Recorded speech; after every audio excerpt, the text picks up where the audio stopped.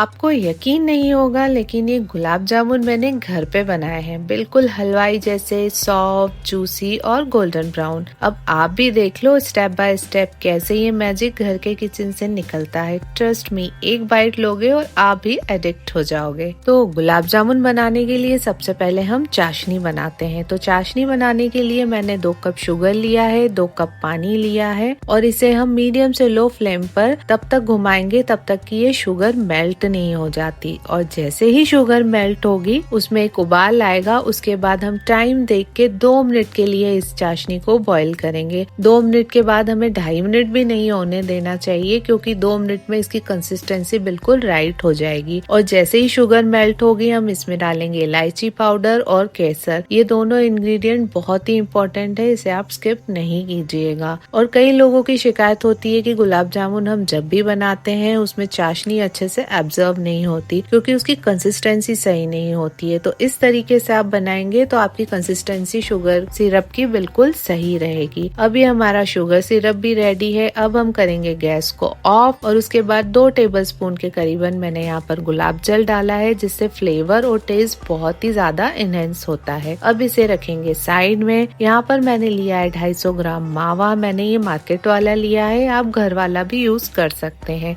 अब 8 से 10 मिनट के लिए हम इसे हथेलियों से इस तरीके से गूंदेंगे। तो ये स्टेप हमारा बहुत ही इम्पोर्टेंट है, क्योंकि जब हम मावा लाते हैं तो वो क्रम्बल के रूप में होता है, लेकिन इस तरीके से नीडिंग के बाद वो एक डो के रूप में आ जाता है, जिससे कि इसके जितने भी दाने हैं वो चले जाएं। अब मैंने 8 से 10 मिनट इस तरीके से इसको नीड किया है। अब 250 ग्राम मैंने मावे में 50 ग्राम ये पनीर डाला है, जिससे कि गुलाब जामुन बहुत ही सॉफ्ट और माउथ मेल्टिंग रहेंगे। अब उसके बाद यहाँ पर दोनों इंग्रेडिएंट को अच्छे से मिक्स करने के बाद मैंने यहाँ पर लिया है 60 से 65 ग्राम के आसपास मैदा। तो जितना आप मावा ले उसका 1/4 हिस्सा आपको मैदा लेना है और एक साथ नहीं डालना है, 2-2 टेबलस्पून करके डालना है। तो ये तीनों इंग्रेडिएंट को मैंने अच्छे से मैश किया है। इस पूरे प्रोसेस में करीबन 20 मिनट मुझे लग गए। अब लास्ट में हम डालेंगे 1/4 टीस्पून बेकिंग पाउडर। अगर आपके पास बेकिंग पाउडर नहीं है तो 2 चुटकी आप डालिए बेकिंग सोडा और अच्छे से 2 से 3 मिनट के लिए इसे फिर से मैश कीजिए। उसके बाद छोटे छोटे बॉल्स अपने हिसाब से, आप बड़े साइज के गुलाब जामुन बनाए या छोटे साइज के, इस तरीके से प्रेस कर करके आपको ये बनाने हैं। देखिए इस गुलाब जामुन में बिल्कुल भी क्रैक नहीं है, यानी इसका साइन है कि इसके इंग्रेडिएंट भी बिल्कुल सही मेजर किए हुए हैं और नीडिंग भी अच्छे से की हुई है। अगर इसमें क्रैक्स आते हैं तो आप क्या कीजिए, 1 से 2 टेबलस्पून इसमें डालिए मिल्क का और उसके बाद फिर से नीडिंग कीजिए, क्रैक्स नहीं आएंगे। अब सबसे ज्यादा मोस्ट इम्पोर्टेंट स्टेप ये है कि कई लोग क्या करते हैं, बिल्कुल हाई फ्लेम पर इनको फ्राई कर लेते हैं, जिससे कि वो बाहर से तो गोल्डन हो जाते हैं लेकिन अंदर से कच्चे रहते हैं। तो आपको फ्लेम बिल्कुल लो रखना है और हल्का सा इतना रखना है कि हम गुलाब जामुन डालें तो उसमें बबल्स बस आए। और पहले छोटा सा बॉल डालकर देख लीजिए, अगर वो बिखरता नहीं है तो ही आप सारे गुलाब जामुन डालिए, और अगर बिखरते हैं तो थोड़ा मैदा और डाल दीजिए। और स्पून से सबसे पहले इस तरीके से घुमाते हुए ऑयल को और धीरे धीरे करके गुलाब जामुन डालिए और तब तक इसे घुमाते रहिए जब तक ये गोल्डन कलर के, आपको जिस हिसाब से कलर चाहिए वो अचीव नहीं हो जाता, तब तक आपको मिक्स करना है। और बिल्कुल लो फ्लेम पर आराम आराम से आप इसे बनाएंगे तो इस तरीके से बिल्कुल परफेक्ट कलर आएगा। और उसके बाद लास्ट स्टेप कि हमें गुलाब जामुन को चाशनी में तभी डालना है कि वो नॉर्मल हल्की सी कुनकुनी हो, हल्का सा नॉर्मल टेम्परेचर। ज्यादा गर्म में अगर आप डालेंगे तो एकदम गुलाब जामुन बिखर जाएंगे। तो देखिए इस स्टेप्स को अगर आप फॉलो करेंगे तो बिल्कुल